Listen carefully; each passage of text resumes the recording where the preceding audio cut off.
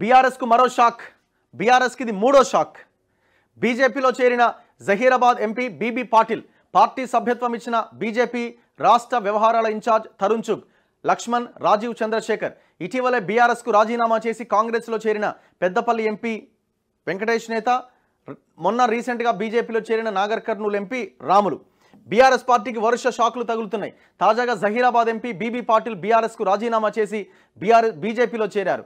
ఇటీవలే పెద్దపల్లి ఎంపీ వెంకటేష్ నేత బీఆర్ఎస్కు రిజైన్ చేసి కాంగ్రెస్ పార్టీలో చేరగా నాగర్ కర్నూలు ఎంపీ పోతుగంటి రాములు కూడా రాజీనామా చేసి బీజేపీలో జాయిన్ అయ్యారు.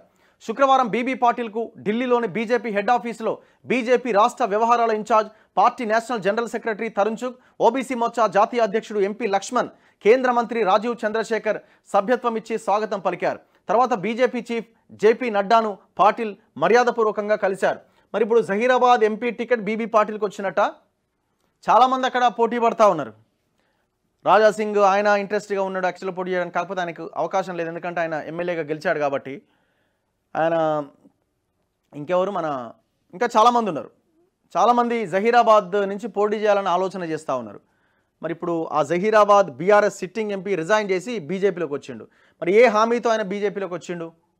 టికెట్ కన్ఫామ్ అయిందా ఏమో, మరి చూడాలి. ఏదేమైనా బీఆర్ఎస్కి మాత్రం వరుస షాక్లు తగులుతూ ఉన్నాయి. ఎందుకు వాళ్ళ ఆ పార్టీలో ఉండట్లేదు అంటే ఇక్కడ ఉంటే గెలిచే అవకాశం లేదు అని డిసైడ్ అయిపోయింది కాబట్టి. మీరు డిపాజిట్లు రాకపోయినా ఆశ్చర్యపడకండి. బీఆర్ఎస్ సిచ్యువేషన్ అట్లా ఉంది వాళ్ళ రాష్ట్రంలో. ఈ ఎంపీ ఎలక్షన్స్ తర్వాత పార్టీ మొత్తం ఖతం. ఇది ఎవ్వరో ఏమో చేయాల్సిన అక్కర్లే. కేటీఆర్ ఒక్కడు చాలు పార్టీని 1000 అడుగుల లోపల బొందబెట్టడానికి. ఆ బొందలో భాగంగా ఆయన వేసిన ప్లాన్లో భాగంగా నిన్నటి మేడిగడ్డ సందర్శన ఒకటి. అది ఇట్లున్నది ఇంకా లోపలికి అవుతుంది. బీఆర్ఎస్ అంటే బీబీబీ అట, బాప్ బేటా భేటీ. బీజేపీలో చేరిన మరో ఎంపీ. బీఆర్ఎస్కు వరుస షాక్లు. తరుణ్ చుగ్ సమక్షంలో బీజేపీ గూటికి బీబీ పాటిల్. కాంగ్రెస్ అసత్య హామీలు ఇచ్చింది, బీఆర్ఎస్ ముగిసిన అధ్యాయం అన్న నేతలు.